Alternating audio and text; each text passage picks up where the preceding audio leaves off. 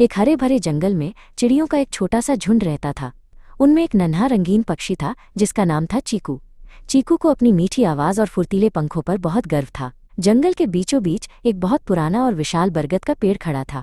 उसकी जड़ें जमीन में गहराई तक फैली थीं और उसकी शाखाएं आसमान को छूती थीं। ये इतना बड़ा था कि दूर से देखने पर एक हरा भरा पहाड़ जैसा लगता था। एक दिन चीकू उस विशाल पेड़ के पास उड़ता हुआ आया। उसने कभी इतना बड़ा पेड़ नहीं देखा था। उसने सोचा, काश मैं भी इतना बड़ा और मजबूत होता, सब मुझे देखकर हैरान रह जाते। चीकू के मन में एक अजीब सी इच्छा जागी। उसने अपने छोटे शरीर को फुलाने की कोशिश की।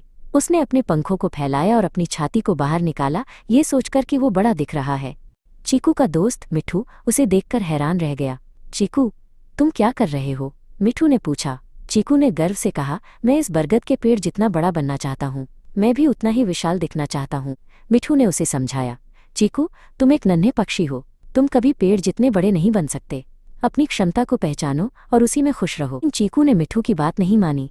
उसने और जोर लगाया, अपने शरीर को और ज्यादा खींचने और फैलाने लगा। वो इतना जोर लगा रहा था कि उसके छोटे छोटे पंख कांपने लगे। वो लगातार कोशिश करता रहा, अपनी सारी ऊर्जा लगा दी। उसका छोटा शरीर थकने लगा, लेकिन वो हार मानने को तैयार नहीं था।